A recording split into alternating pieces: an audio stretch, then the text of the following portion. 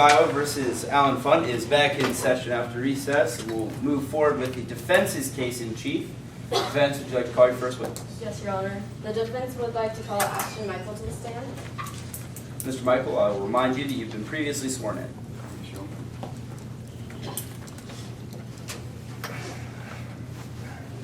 Please introduce yourself. Hello, my name is Ashton Michael. What do you do for a living? I'm currently employed as an actor with Alan Funt's film company, Fear Factory. I'm actually the leading actor for many of her productions.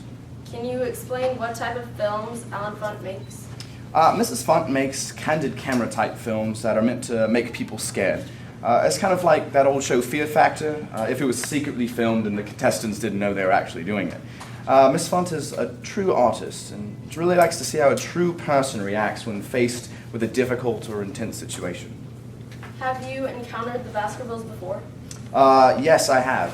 In fact, we've done films with them twice before. What happened the first time?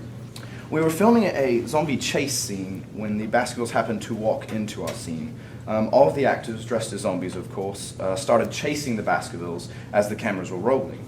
In their attempts to get away, I believe Devin Baskerville, the youngest, stepped off of the curb and injured her ankle. Moving forward, where were you July 2nd? I was at Alan Funt's film production company building where we had just begun filming a new stunt involving a scary elevator. What did you think about this new elevator gag? I thought it was one of the best ones yet. Miss Funt had put a lot of thought into this particular scene and had been talking about doing it for years, I think. When it was finally implemented, it turned out even better than I imagined. Can you explain what actually happens during the elevator prank? Well, sure, we had the main elevators of the building blocked off, forcing people to come to the fake elevator we had set up on the side. And when the person walked in and pressed a button, the doors would close and the room would vibrate, simulating that the elevator was going up. Well, soon the lights would flicker and go out, which was when I would come in through the back of the room, dressed as a ghost, through a fake door. When the lights would turn back on, I would scare the people inside. Was it safe? Absolutely. There was basically no moving parts to the elevator besides what it took to vibrate, meaning it wasn't a real elevator. Our fake elevator was just a room that would vibrate and shake when somebody walked in. We always had medical personnel on hand if anything went wrong on all of our stunts, but the only time they actually ever were needed was the zombie chase stunt we pulled when Devin Baskerville hurt her ankle. So, did you practice the elevator prank before the Baskervilles arrived? Yes, we actually had. The Baskervilles were not the first people to do the stunt on that particular day. There was a college-age girl, a 40-year-old man, and a teenager, I believe.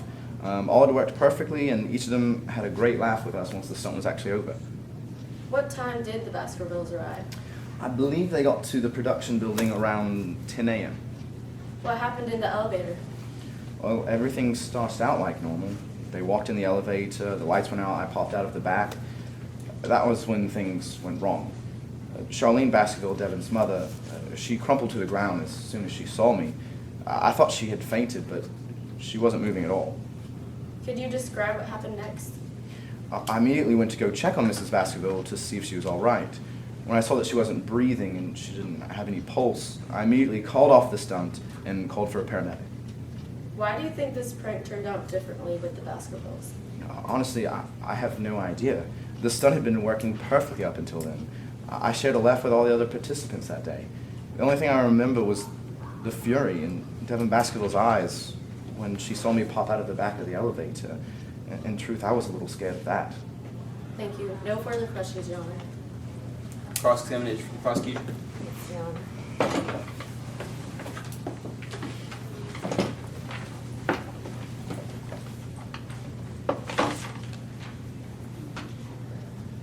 How are you doing today, Mr. Michael? I'm doing fairly well. How about you? I'm good, thank you for asking. You work for Alan Funt, correct? Yes, I'm the lead actor for Miss Funt's film company. Now, do you believe that Funt's pranks are safe? For the most part, yes. The first time we've actually had a problem was when Devin stepped off the curb with the zombie chase scene. Has anyone ever been injured besides the Baskervilles from Funt's pranks? Not on any of the ones that I've been working on, no. Were you at the scene on May 11th when the first prank happened? Yes, I was dressed up as one of the zombies that were chasing the Baskervilles down the alley. Did you see Devin Baskerville fall? Yes, as soon as she reached the end of the alleyway, I think she stepped off the curb a little wrong and hurt her ankle. Did you try to help her up? I did. I went over there and tried to help her. Now, I see you've done plenty of pranks before, and they didn't always end well for you. Do you think being punched and pepper sprayed is worth the money that Fun is paying you? Well, as an actor, of course, and especially Miss Fun's film company, you can't predict how people react to somebody jumping out at you. So yes, I have been hurt on occasion, but it's a fun job, and I'm waiting for my big break, and I think this is the good step to get me there. Were you on the scene July 2nd, 2013? Yes, I was the one that was jumping out on the back of the elevator. Now, do you consider that prank to be safe? From what I saw, yes. I mean, we had run it and nobody had gotten hurt so far. Did you have any equipment that made it safe? Well, we had medical personnel on staff. Were there handrails? Yes, I think there were handrails in the fake elevator. Now, do you believe that Miss Baskerville could see the handrails if it's dark? It was really dark in the elevator, but I honestly don't know. And what could a handrail do? If she's having a heart attack, what can a handrail save her? I suppose not much. Now, describe the way you were dressed and what your makeup looked like. Well, this was actually one of the most scary ones that I'd gone to so far. It looked like a spectral figure, a ghost. I was all painted white and I had some scary makeup on my face. Do you know anything about how the elevator was made and how long it took to get made? No, I'm just an actor. I don't know anything about how it was made. Now, when you got into the elevator, what were the Baskervilles' reactions like? Well, when I first popped out of the back of the elevator, that was when I saw Charlene just immediately crumpled to the ground. Devin seemed scared at first. She screamed, and then she just looked really angry at me, and then she looked down at her mother and got even more scared. What did you do once Miss Baskerville fell to her death? I tried to go over and help Miss Baskerville, and that's when I saw that she wasn't breathing and she didn't have a pulse. Funt was pretty furious when she broke character to save Miss Baskerville. Did you think he was coming down to fire you? Well, Mrs. Funt, she always, before we start a prank, she always says, Ashton, make this one your best one yet or you're fired. It's kind of like an encouragement thing to keep me on my toes and to always be a better actor. So I don't know what she was thinking. That was just kind of a motivational speech. You said on July 2nd, 2013 that Funt kept saying how this prank had to be the scariest one yet. Did you get any suspicions about that? I mean, it did seem a little weird because she said it more than once. Normally she only said it once, but I just took it as a motivational speech to make me the best actor I could. Could Funt have known the Baskervilles were coming in that day? I don't know what Miss Funt could have known. I suppose it's possible, but I don't know what she knew at the time. Now, did Funt ever threaten to fire you? Well, yes, like I said before, every stunt she would say, make this your best yet or you're fired. Do you think if you weren't as scary, Miss Baskerville would have fallen to her death? I honestly don't know what would have happened to Miss Baskerville. All I know is just to be the scariest as possible when I come out of the elevator at the back. So, do you think you were equally scary in the zombie prank as you were in the elevator prank? I don't know. I would say that it was scary on both occasions. Zombies and ghosts they're different. I was dressed differently in each one. Maybe the ghost was more scary, maybe the zombie was more scary. I don't know. It kind of depends on the person. Do you always think you give it your all? Absolutely. I try to give it my best every stunt I can. Do you believe that Miss Baskerville was indirectly killed? I honestly don't know. As soon as she crumpled to the ground, my first reaction was just try to go help her. Do you ever feel that Funt takes his pranks too far? I suppose sometimes, but it's all about making art and seeing people at who they are in intense situations and scary situations. That's kind of what she does, and I like seeing the reactions as well. Would you testify for Alan Funt if he fired you from his company? It depends on the situation, I guess, but I'm still employed there now, and I'm here to testify that from what I saw, I didn't think anything went wrong. Is it possible that Alan Funt kept you as his actor so you would testify for her? I don't know. She just told me to tell the truth. Thank you. I have no further questions, Your Honor. All right, Mr. Michael. Are excused. Defense, call your next witness. I'd like to call Alan, please stand. All right. Ms. Funt, I'll remind you, you've been previously sworn in. Please introduce yourself. My name is Alan Funt, and I'm 32 years old. Where are you from? I'm from New York, and I've been going there since ever since. What is your profession? My profession is I'm a film director. How did you get into filming? Well, before my parents had died, my mother gave me a camera, and I've been using it ever since. That's what got me into film director industries. The reason why Alan Funt is here is because she is accused of Miss Baskerville's accident. Now, let's shift your attention toward July 2nd, 2013. What kind of films do you direct? I own a big industry called Fear Factor because I like to see how people react under pressure because it's an artistic video that I'm making. In the latest film, why did you choose to do it in an elevator? Well, it's a new idea that I thought of, and I thought about this idea a long time ago. And I've planned this prank months ago, even before I knew Charlene. Tell us about the elevator that you created. Well, I created an elevator that would scare people. The lights flicker, the elevator starts to shake, and then a ghost appears and disappears randomly. It was never intended to hurt anyone. I was just setting up a scene. Do you know Miss Baskerville? Yes, How did you meet Mrs. Baskerville? I met her from my monster prank because she was a participant in my film. Have you ever spoken to Mrs. Baskerville? Yes, on the phone. Have you emailed her? No, not by email. My assistant handles those things. I've had to talk to people in person or on the phone because I can actually hear them talk. So, do you recognize this email? No, I do not. You're under permission to submit the Exhibit 5 to evidence. Good. Thank you. Did you intend for anyone to be hurt during your film? No, I didn't want anyone to get hurt. I was just setting up a scene for an artistic video.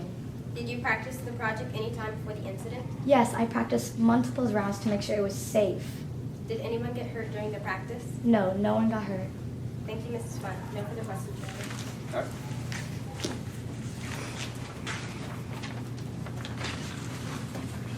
Good afternoon, Ms. Fun. Was this email sent to the Baskerville family? Yes. It also has your name on it right there, right? Yes. Okay. And that's your company's email, fearfactor.com? Yes. Okay. Now I'm gonna read the email word to word. Let's see if we can get everything settled once and for all before we get a legal system involved. Meet me at my office downtown, 405 6th Avenue, Suite 340, at 10 a.m. on Tuesday, July 2nd, 2013. The elevators are in the lobby. Now I want to change gears and talk to you about when Miss Baskerville walked through the front doors. You recognize Miss Baskerville when they came through the front doors, right? Yes. Okay, so did you expect them to negotiate a deal due to his recent injury? Yes. Okay. When they came, why didn't you stop the prank due to his severely broken ankle or activate the failsafe? Well, I thought it was just a little prank, and I didn't do that much damage to Mrs. Baskerville. Yeah, but he had a severely broken ankle. Yes. Okay, at that time you were told you told Mr. Michael, your actor, to give it all you got, right? Yes. If he didn't, he was fired, right? It was just like a metaphor, just saying do your best. I didn't really mean for him to get fired. Yeah. It was just a metaphor, just to cheer him, give him all his best. Okay. I don't really mean to fire him. It's not really my meaning, not meaning that. I'm just saying. Okay. You continued the prank, and as soon as Miss Baskerville crumpled to the floor, Mr. Michael reached out to help her, right? Yes. Then you were about to fire him because he broke his character. You walked No. down there in anger.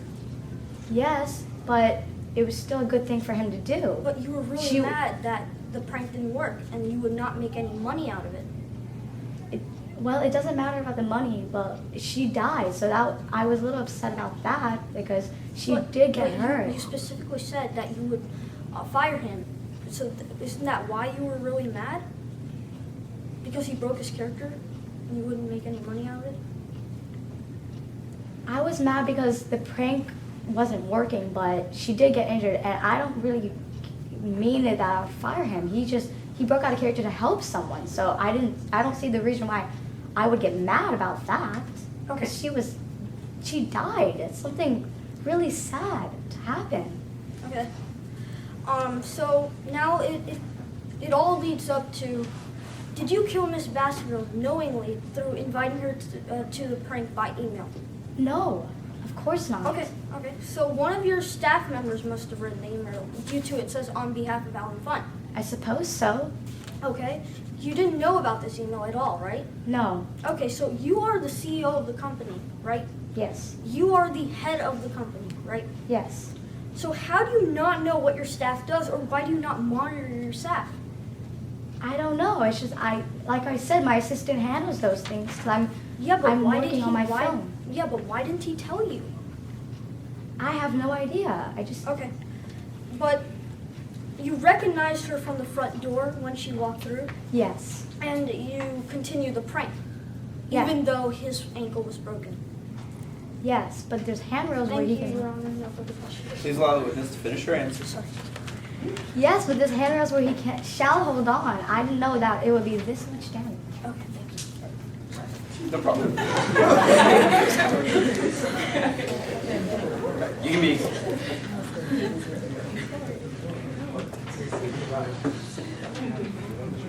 Defense Judge Carter, final witness. Yes, Your Honor. I'd like to call Miss Alberta Milgram to the stand.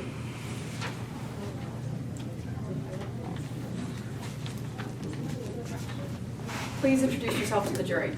Hello, my name is Alberto Milgram. You can find the statement for Miss Milgram on pages 37 through 42. What is your profession, Miss Milgram? I'm a social psychologist. Do you specialize in anything? I specialize in the culture of beer. Your Honor, permission to approach the bench? Yes. Do you know what this is, Miss Milgram? Yes, this is my resume.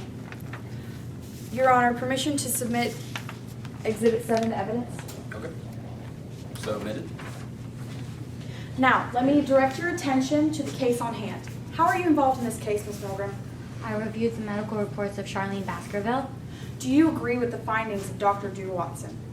Yes, I agree with his findings when he says that Charlene Baskerville died due to a result of frightening stimuli, but I do not believe anyone can predict what happens during frightful situations.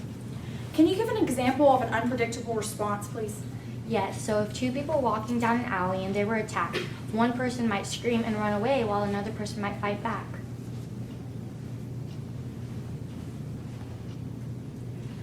Would there be any way for Miss Funt to know how Miss Baskerville would have reacted to the frightening stimuli? No, Miss Flint would have no way of knowing how Miss Baskerville would have reacted to the frightening stimuli. No further questions, Your Honor. Okay. Cross-examination. Would you say that you're close friends with Alan Funt? No, but I'm a fan of him. So you don't follow her on Twitter, or you don't talk and have lengthy conversations, and you're not Facebook friends? I follow her on Twitter, but I don't have lengthy conversations with her. Well, in your affidavit on page 37, line 9 through 10, you say that you have lengthy conversations with her. So just to put that on the record. So you're a big fan of Miss Funt's videos? Yes. And you're aware of her zombie chase stunt and how Miss Baskerville ran away terrified, correct? Yes. And zombies are considered an accepted theme in our culture, correct? Yeah. Now, what do you say that ghosts are more common than zombies in our culture? I think they're the same. So you would agree that ghosts are more popular Halloween costume and decoration, correct? Yeah. And you would agree that ghosts are very popular in movies, right? Yes. So when Miss Baskerville ran away frightened by the zombies in Miss Funt's stunt, you could assume that she's scared of ghosts too, correct? Yes. And knowing that Miss Baskerville has more negative stimuli than positive, it would be possible to predict her response to the ghost elevator, or to the ghost in the elevator stunt, correct? No, you can't predict what happens to people during each prank. There were different pranks. Okay, but if she ran away from the zombies and didn't fight back, she would have more negative stimuli, correct? Yeah. And now, despite all this, you agree with the prosecutor's witness, Dr. Watson, on how the deceased died? Yes, I do. No further questions, Your Honor. With that, you can be excused. Thank you. With that, I think the defense is resting their case in chief. We will take a quick 5-minute break or so, and we will come back for closing arguments after that. So that is it for the second trial. Great job, everybody. You guys did very, very well. Very prepared. Liked it. So now we are going to give ballots to the students that did not participate in this trial to get their feedback on whether they think that Alan Funt is guilty or not. And then me and Corey will go outside, take that into account, and we will come back with a verdict.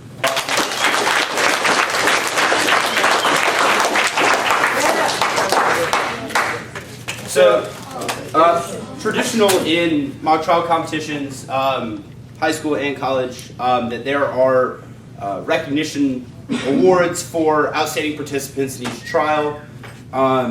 For our trials, we did same thing in the morning. We had a most outstanding, most valuable attorney and a most valuable witness for each side. You guys all did wonderful, but these are special recognition awards that come with a wonderful prize and a bag of Skittles. Yes. I'm sure that's super welcome to the parents we're giving your Don't kids eat them all candy. now or your parents will be very mad at us. But the most valuable attorney award is, or the witness award for it. No. Okay. Most valuable attorney award goes to Sarah Grace Willowy. Skittles. Thank Congratulations. I Can't tell you yet. All right, we're going to do the most valuable witness next. The most valuable witness is Miss Simi Paul. Y'all didn't notice she had her whole thing memorized. She had no papers up there with her when she was giving her direct examination. Oh yeah, your Skittles. You don't. Big step forward from I want to show. Yeah. So, we're going, I guess we go straight into the actual verdict of the trial. I know they're, oh, do you want to play the minute game? No. Read my comment card. You'll feel how I feel about the minute game. Okay, so this one, the votes were extremely close. It was almost a tie, with one side barely winning out. And this case, in this trial, we're going to have to go with the prosecution. Alan Funt is guilty.